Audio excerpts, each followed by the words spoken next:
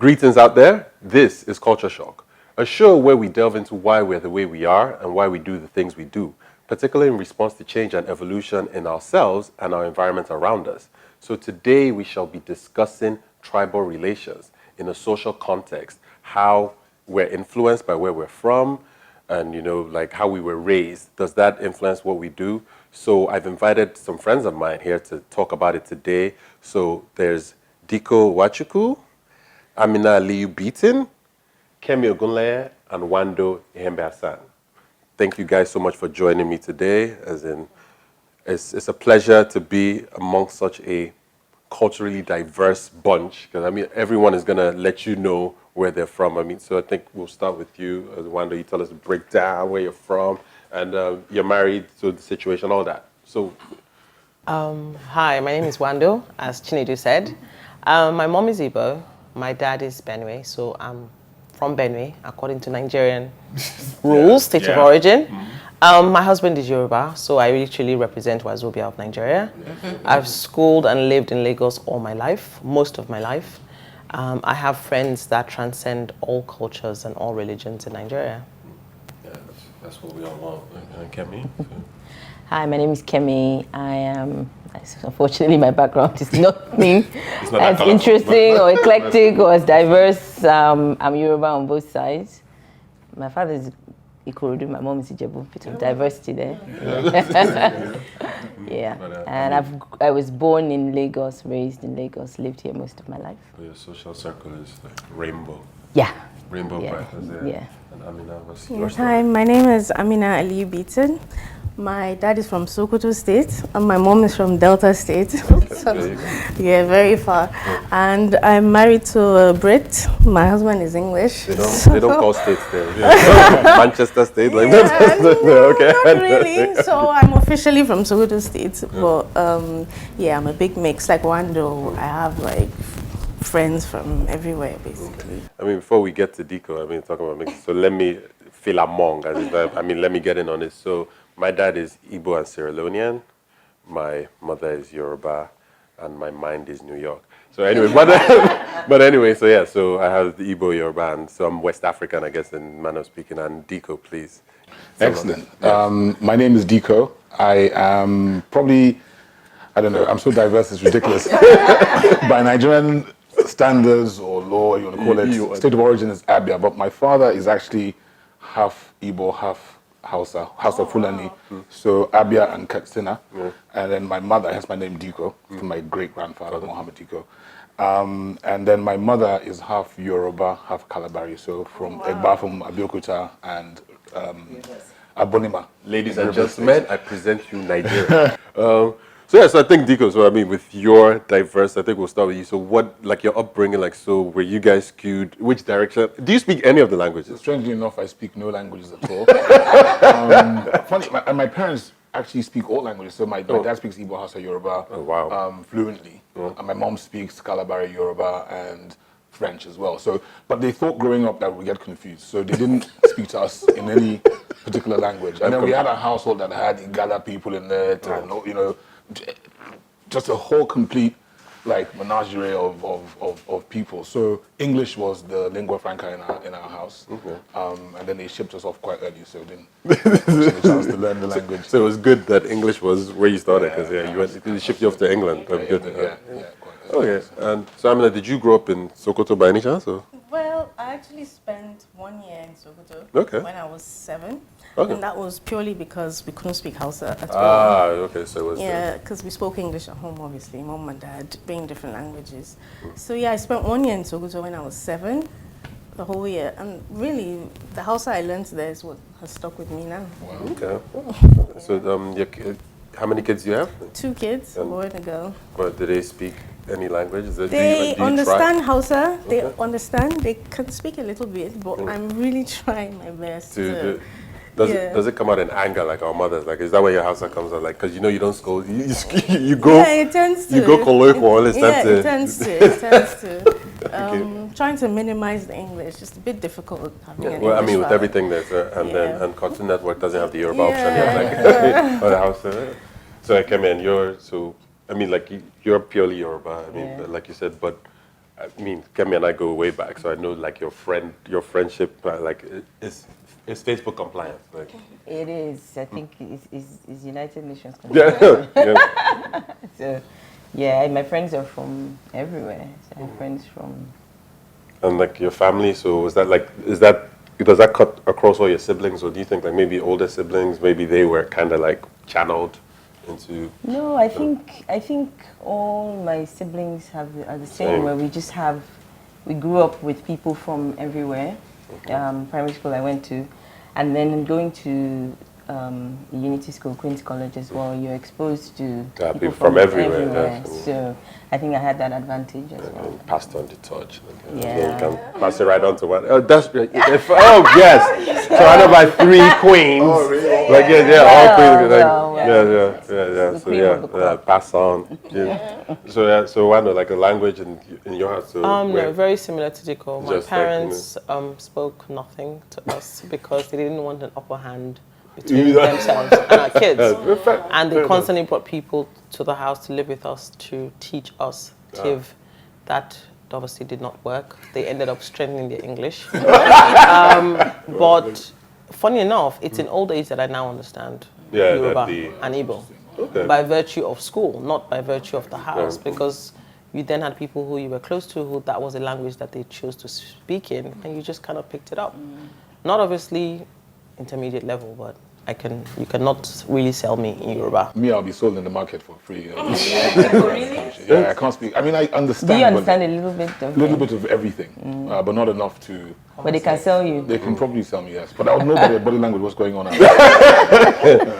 This is not seeming like at the level. Like, I'm about to go on a journey that I did not want to. Like, so why this topic was particularly interesting to me is I think the 2015 elections, it might have been thereabout. Like, so it was. I think there was a lot of ethnic and tribal undertones, and people you're talking to, it's like they threw everything they learned over the years out the window, and it's like decisions were made based on the tribe as opposed to deliverables or promises. Or it's just like, it's from my side, you take care of me. Is that? I mean, how do you guys feel about that? Like, do you think like Nigeria is moving? Well, I mean, the unity is kind of like I think there's a reason why we are where we are. Have there always been ethnic differences? Always, there always will be. But I think it goes back to the interpretation of federal character. You have the Constitution, Chapter 2, that speaks to that. When it was done, it wasn't done because they were stupid. They were done because they wanted representation across Nigeria, everywhere. We're all Unity School alumni. We had people from everywhere. The quota system ensured that you had to meet people from every state in Nigeria, of different social classes in Nigeria. Now, if you compound that with the fall in educational system, increased insecurity, depreciation of your currency, worsening economics, I will not live in Kano and send my child to Lagos, no matter if it's a Unity school or not. I want to be able to keep my child near me. That means that my child will only be exposed to people who are of the same thinking and undertone and religion as they are. So we are raising a generation of people who will more likely than not have minority of friends outside of their social class, their upbringing, their religion, and their social standing. Now, in the elections, it became true because for a very long time, things that we thought were normal to us, we can sit in this room and agree that, we're all enlightened. But that once you step out of that door, you want to ensure that what is important to me, my home, and my geographical state. Today, I will vote in Lagos and I'll push for Lagos rather than I will for Benue. But I'm a minority. Absolutely. Most people will push for what benefits them because the people at the top have pushed an agenda that speaks to the social geopolitical zone. That's just what it is. And everybody, you want to ensure that you're ably represented. So the intention was there to help, but it has now been used as a weapon to ensure that you have to ensure that this is what you want and you're pushing for it. So it's a two-edged sword. There's a reason why they started it, where it has gotten to. And they let it go. Other things that have compounded on it have now caused where we are, where I have a child who all his friends are Yoruba. He has one friend that's Muslim. He always tells me one friend. Whereas everybody here on this table has you were a Christian, but you did Salah. Absolutely. You were Muslim. Well, in my you family, did Christmas. There was Salah and Christmas, automatic, so, and you're actually looking forward to that. Then you participate. Yes, and someone says no, but they go to Christian schools. I'm like, no, it's not about that. It's about the fact that the people that they're interacting with is just not diverse enough. So they don't understand the intricacies of. And that's because I will not send my child outside Lagos. Because in Lagos we live in, we'll just turn on television, I want to be able to pick my child up now. I've lived all across the country. So I've lived in Kaduna, in Zaria, I've lived in Abia State, in Owerri, at different times in Lagos. But Lagos was our main base growing up. And just also too, by virtue of family, I've seen the bottom line is, no matter where anyone is from, we have good people. I mean, I have a-hole cousins and I have great cousins. We all have that. It's what it is. Your family's your family. Cut across, all corners of our thing. If I was ever, a legislator or president, I think my first bill would be to actually abolish state of origin. I know that would be very, very controversial, but I think for me, once you kind of get rid of state of origin, I would start to build the true Nigerianness. Because I don't think we can keep hanging on to the fact that the colonials came and they did this to us. They left. That's been. We're close to 60 years after that. To start to move past that, and we're not moving, any faster to that sort of utopian Nigerianness that you have with the Yanks or anybody else in the world. I actually agree with what you're saying. The whole idea of one Nigeria is a fantastic idea, and I don't think there's anything wrong with celebrating our differences, recognizing them and celebrating them, because when we do that, then it actually makes us stronger. I mean, having friends from all over the place, and they come to your wedding in Sokoto, and they go through this, the rituals the traditions, the ceremonies of getting married. And my cousin's wedding, I mean, after that, me and those group of girls have been like inseparable because of what we went through. And you see that replicated, in so many different ways with so many different families. Absolutely. And it's good. But I think I like what Wandoo said about weaponizing our culture. It's been weaponized in a way to the benefit of certain individuals. And I think we need to take that power back. I mean, I think I definitely, totally agree with that. But so instances I've seen, friends, it's like you have to have separate banks of friends. Like, so basically, your friends from the north, for example, you hang with them at a certain time. Your friends from so when everybody's together, there's like sects that they keep people to one side. You've been fortunate enough not to experience that, but I mean, I've never you've never experienced everybody. My experience has always been everybody. When my friend got married in Abia State, we all went. When my friend got married in Abuja, we all went. But I think that I've had the luxury of not really having to consider these things too much because I live where I'm from. And so, in a way, I'm always the majority. So that has made me a little bit sensitive. And I guess I work in media, I have a background in media. And that means that for me, I've always been, I look for diversity, I look for representation. So I'm the person who maybe I get invited on a panel and I'm asking, how come this panel, only Yoruba people are on this panel, or how come it's only Igbo? And then people are like, oh, really? You never think about it. But for most people, yes, if, for example, it's Chinedu who's constituting the panel, he will end up picking his friends, which means that the panel will likely be skewered to everyone who would like him. So I think we all have to be a little bit more kind of attuned to that and go out of our way to see how can we, like Wandoo was saying, our friends, our children are all having friends so we have to kind of consciously now a little bit more look for ways to diversify. Because there's no way that we're really going to, back to Dikko's point, about we're not really going to move forward as a country or as a nation if we don't break those barriers down. Yes, we celebrate our differences. We will always, those differences though, but over and above all that, we're Nigerian first. And I think that should be... If you look at India as an example, you know, India is even more diverse than we are in terms of religion, in terms of different cultures, but there's an Indian spirit.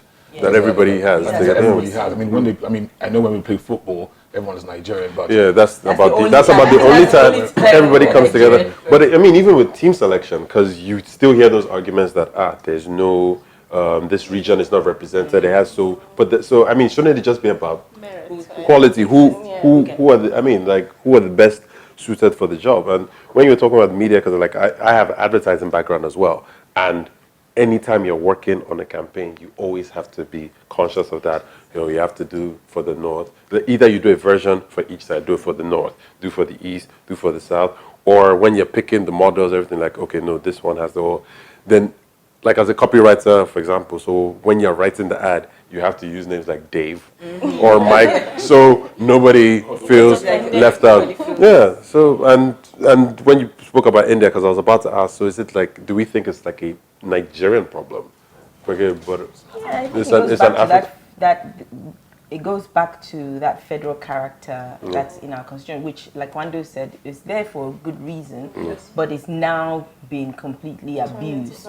So we need to, federal character for me and state of origin. I just don't understand why on any form you're asking me for my state of origin. I've never understood it. I think the premise for state of origin is for actually political reasons. I don't mind it. So now I can claim Ogun State because I'm married.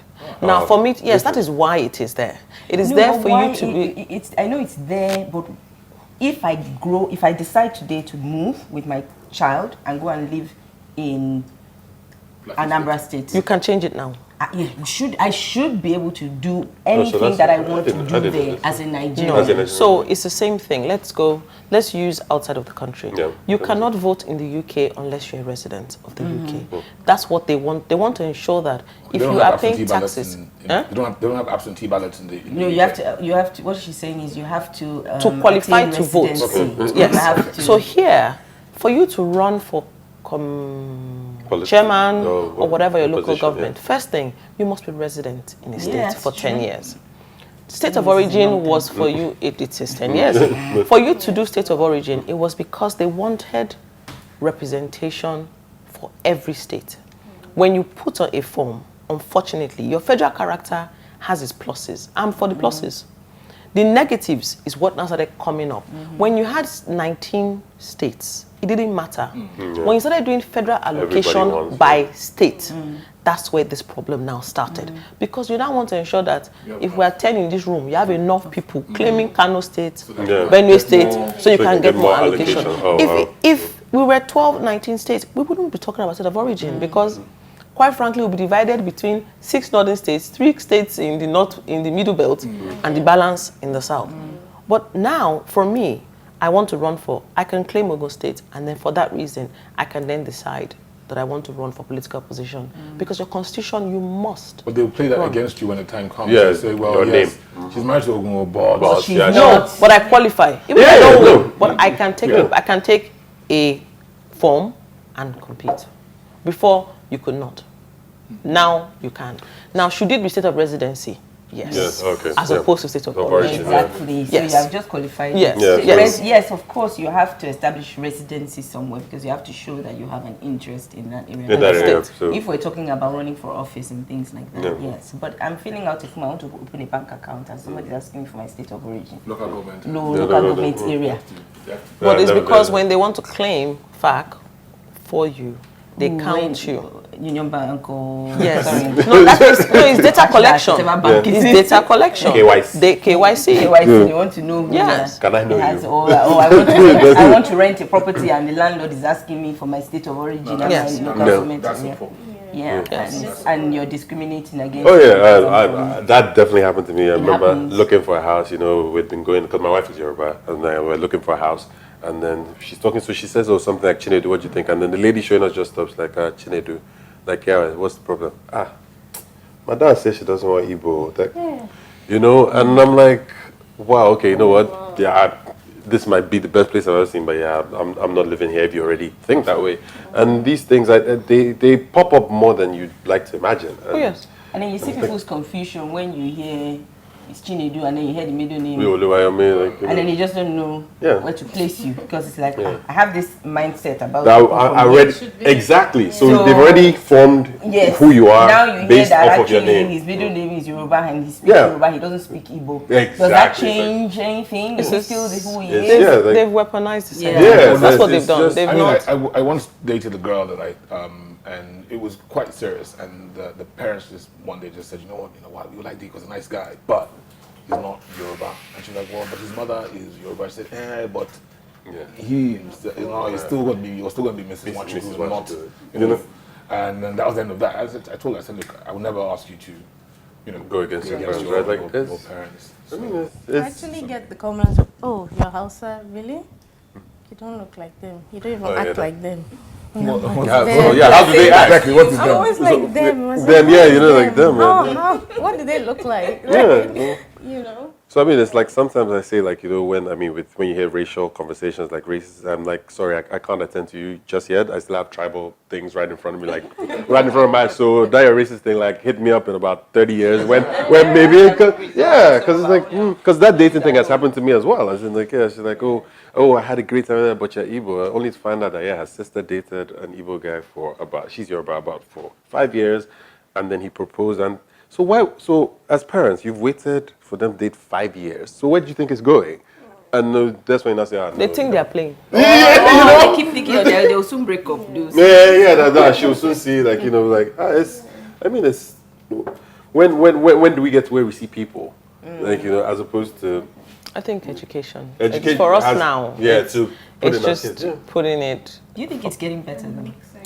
Do you I think think that our I think generation? it's getting worse. That's what I think. I think it's getting a lot worse. You would have thought that our generation, but I feel like people are getting more entrenched in their. They are. Because of personal interest, Kemi.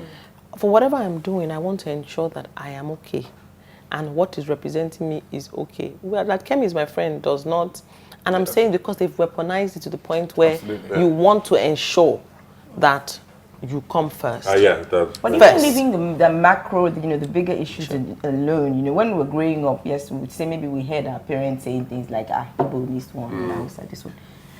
But we just were like... Not in my house. Not, what were they going to say? I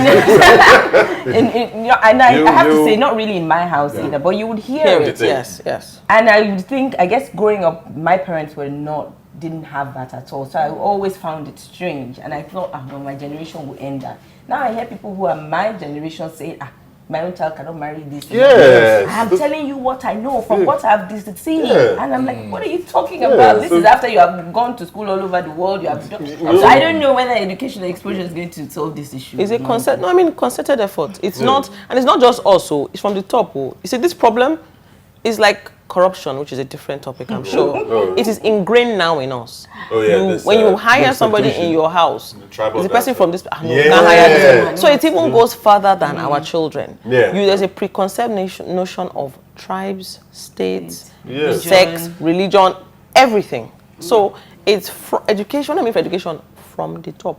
I tell people, it's a global, what's the word? You make it a campaign. That is the only way. You have to start. If you can sit in a room and 5 of us do an interview and the first question out of someone's mouth is where is he from? What's his religion? That is where. So federal character, because I had to sit down, I had to do a paper on it a few years ago and I had to read it. They did it for the right reasons. And like a lot of NYSC as well, was actually kind of created that was it. Even though I wouldn't like, again, I will abolish NYSC. I will vote for you. Vote for Dikko. I will vote.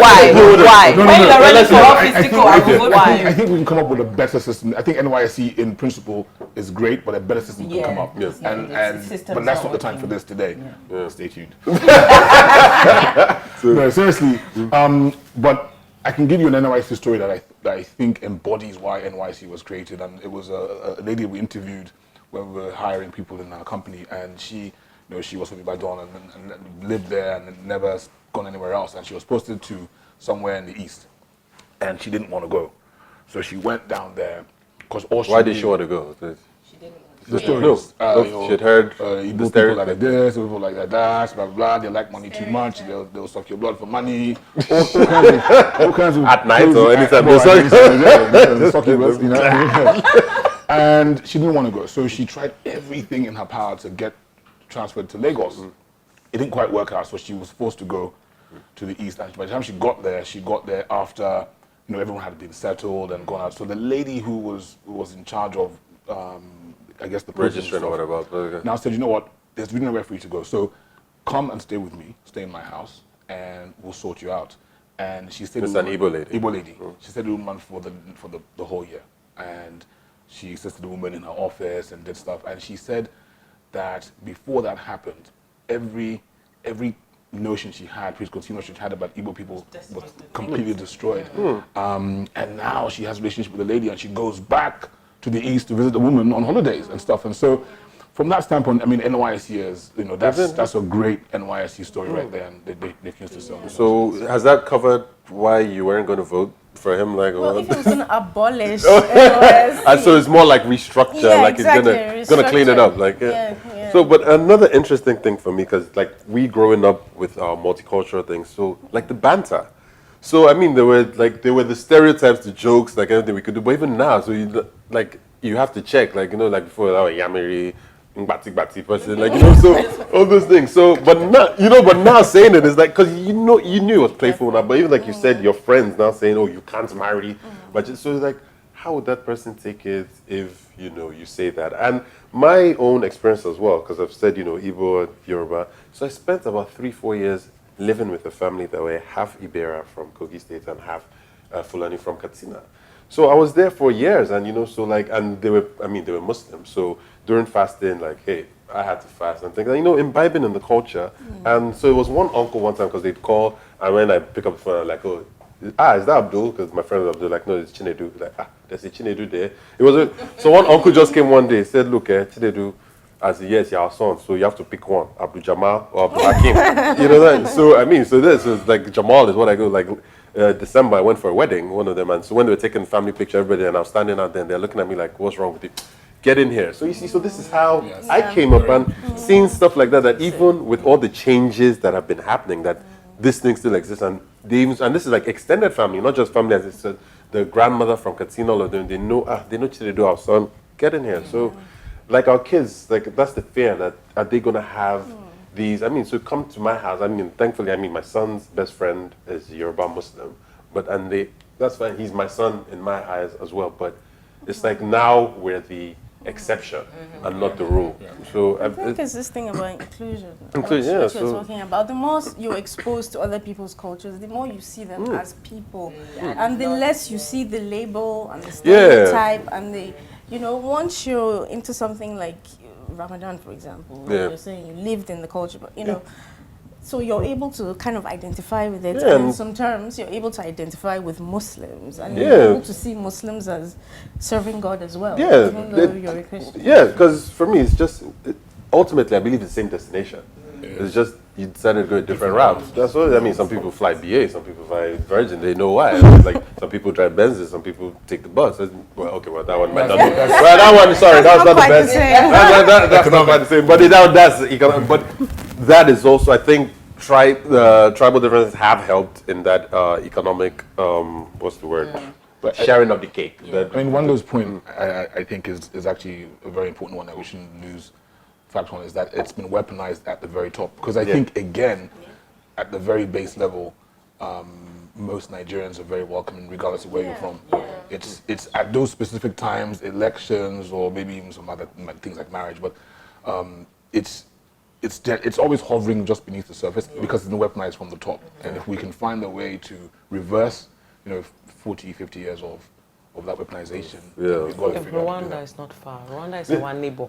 Absolutely. Rwanda is, I tell people, have they forgotten? No. Have they forgiven? Yes, by force, because it was mandated. I went there last year. I was confused as to. Did you go to the museum? Yes, met with people. No, I was just so astounded as to how a people can move so quickly from an event in 20 years. Yeah. This event is not. This is actually genocide of proportions unseen.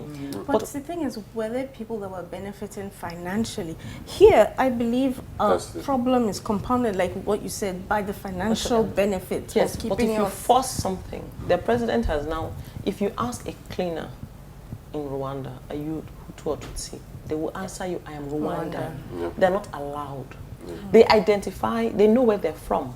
However, they're not allowed. Why? Yeah. Because when you apply for jobs, they don't care what tribe. They just want to push a notion of one Rwanda.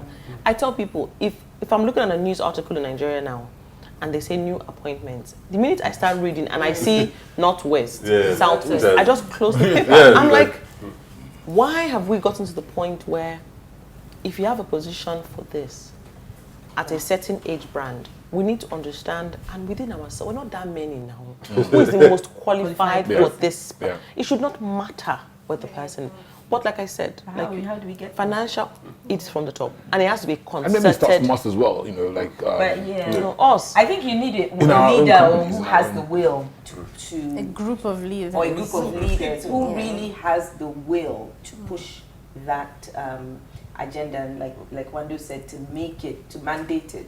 That I don't know what it's going to take, but we're not it's. If you think about it, when I was growing up, nobody wore seatbelts.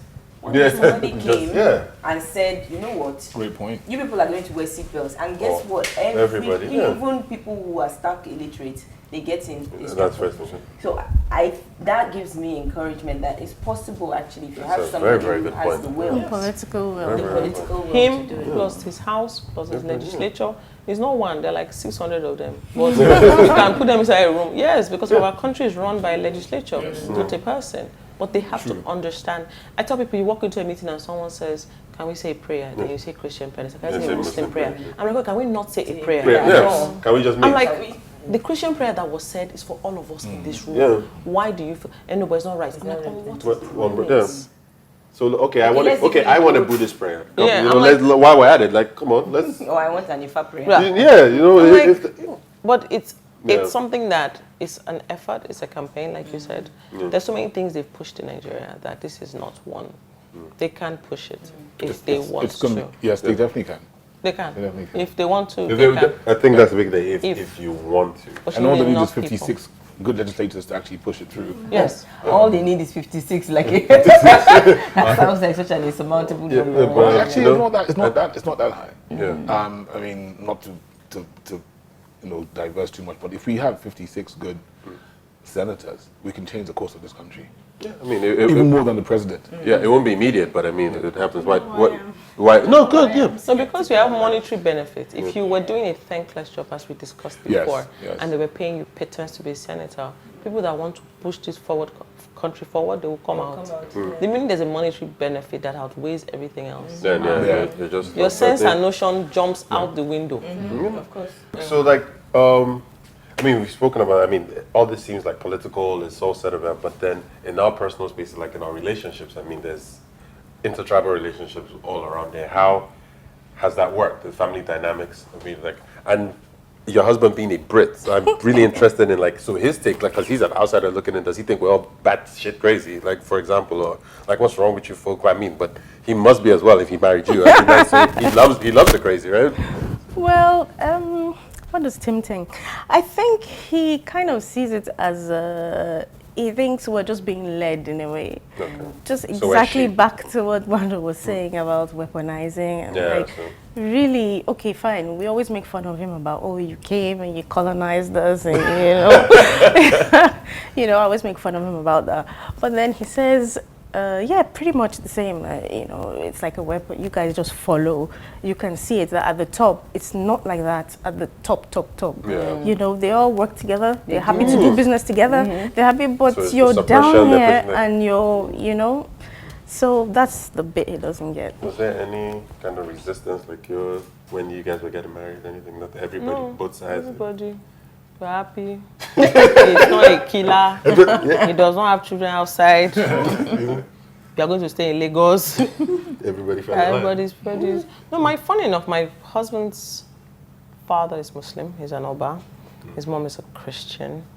Both of him and his brother are pseudo-Muslims. His sisters are Christians. I'm a Catholic. It's not hard. Family. I'm like, okay, we're having children. This was going to happen. They will make their choices later in life. But the key thing is the moral code is I will teach them based on what I know, which is Christianity, and later on in life, I guess they will make decisions, which is what which is one of those key people that I frown upon catechism or any kind of things for children below 10 years old. Most children do not understand what it's they're... Like more punishment. Yes. That age, yes. Like, Quranic school is even different from that. For me, I'm like, my kids, the moral code, forget religion. Yeah. The moral code of all religion is the same. Love, respect, integrity. The 10 Commandments, you can look at it, it will fall back to that. If you are a liar, if you're a cheater, you will do it in your personal and in your professional life. So for me, my kids, right and wrong, there's no gray area. There's right and wrong. There is what is acceptable, there's what is not acceptable. And I think for us, it's just that it's when we constantly have that thing people say in Nigeria where you say, don't worry, I'll go fix them. Don't worry, we constantly find this management Yes, that is what now gives rise to right and wrong does not matter. You can manage it. This is how he is. No, but if that is wrong, then it's wrong. Get rid of it. Yeah, exactly. Absolutely. Exactly. I'm also married. Because I remember being at your introduction, and when they were introducing the family around, I was like, oh, where did you guys come from? It's all over the place. And so it's not even... It's not even a thing. In fact, I actually encourage people as much as possible. Just marry or be with who you love. Doesn't matter where they're from. And if you can break the rules, even better. I think that's one of the keys to understanding people is being able to spend time with them. Yeah. Then you realize that we're all just people, and the things that bind us, the things we have in common, I guess, are far more than the things that divide us. Yeah. And at the end of the day, people just have the same interest. People just want to be happy. You want your children to be happy. And that's common to everybody. So ultimately, they may express it differently, but we all have the same kind of goals in life. Actually, I have a friend that's a Christian. I think I have a friend that's a Christian who always teases her that she's a Muslim because everything she does, everything she stands for is very similar to Muslim. So I'm like, okay, if I think you're a Christian, you're a Muslim, that means I'm a Christian. That means we're all worshiping. That means it's just the label. It's just the label, when you see the values are actually the same. So one place I think this thing really leaves a sour taste in a place like Nigeria is business. How it comes, there's the political one, but then this is your business, like when, tribe is brought into it, or race. Like I worked somewhere once and then you're like, if you have a brother that is Yoruba and he's doing the business, you're not giving business. I'm like, no, I'll give it to the person that can do the job. It doesn't have to be like, no, that you'll now swindle you. I'm like, so we have to kill, because there's no way it's not seeping down to the children. So, like I said, you've said from the top, definitely from top, you've said we ourselves. What do we feel we need? There's can do, but I think if we keep doing what can we do, we're not going to, it's like, what do we need to do? I think we're not here to solve all the problems, but it's like, It's probably the most difficult thing, and it's like what you're saying, it's each and every single person, with the seatbelt analogy, that makes sense. Sometimes Nigerians, you have to box them into a corner to get them to do something. But with this whole tribal thing, it's, you can't force yourself into someone's heart. You have to warm your way in, and that's why I say about religion. You can't force religion into children. Religion has to warm if it's going to be genuine. So it's an each and every one of us situation as well. I don't know how, or when, but I think it's on a case by case of, daily just trying to be, to expose yourself more, travel more. I think within Nigeria, within Nigeria, I think for me that's like one of the simplest ways. when I ask people, and so many people who were born in Lagos, they've never been outside Lagos. Yeah. They go to airport and they're out of the country, but they haven't been. You haven't travel as much as you can. Take your children to different places. Go home for December. No, don't go no, wait, home. what I'm saying, go home for December. That never happened for me. Travel to when I was growing up. Actually, we went on holiday to Jos. We went on holiday to Kaduna. We went on holiday to Benin. We didn't know anybody there. My father would just pack us. I guess. But so that's why I said what I said about insecurity in Nigeria. Yeah. It's one of the things. It's one of the things that has then heightened this sentiment because you will not send. I will not send my son to a private school in Abuja. Yeah. That even though I know he's secure. First issue for me, I have to be on the road every 3 weeks on a flight to see him. I get to Abuja. I have to go from Abuja airport to the school. If something happens in town, if all sorts of uprising, I want my child to be within 1 hour driving, not flying. I don't have PJ now. Driving distance to that child. Same thing. We have many friends who get married. The people laugh at me all the time. I travel anywhere. Yeah. Anywhere. Yeah. if you call me today and say, want to follow me to Kalama, I will if enter. you're my friend, yes. I will, no, if you're a sister to my friend, Yeah. if you're a relation and I know there's you, a connect. once you say, oh, we're going here, I went to plane and Let's I go. go. But a lot of people, it's also upbringing, which is why I say it's Yeah. from all who are petrified of going to a place they don't know anybody. Yeah, but you have to break out of that. That's because the fear and, of the unknown is real. the fear It's real. of, oh, something could happen. Something can happen Anywhere. anywhere. So there is that. I think that is just a crutch, really. You just go, and when you go, like the story Dikko was saying, you now get there, and you realize, oh my God, I absolutely love this place. Or I had a good time. It wasn't the people here. When I went to Abia State for my friend's wedding, I guess for some reason I just have an affinity with Igbo people. I don't know what it is. So I know so many songs, Igbo songs, random things. And so I just learned, and I pick up. My mom was that way as well. And so when I went there, I met her aunties, and I was singing all these Igbo songs. Sit down. You will marry my kid. And you just realize that as soon as you just come that way, people receive you that way. I have one son. You will marry him. I said, no problem, auntie. So, but you have to do these things. Make the effort. You have to make the effort. I think people want to see that, you are interested, you're willing to, hear about their culture. That's the way most people, even you're back for all the noise we make. When they see an Igbo person that's just trying a little bit to speak a bit of Yoruba and say, and, or non-Yoruba person, everybody just wants to feel like somebody is.